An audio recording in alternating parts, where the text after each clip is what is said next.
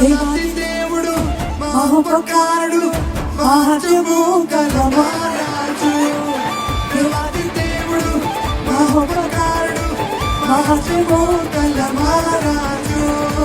ప్రభువుల ప్రభువు రాజుల రాజు ఆయన కృప నిరంతరముండును. ప్రభువుల ప్రభువు రాజుల రాజు ఆయన కృప నిరంతరముండును.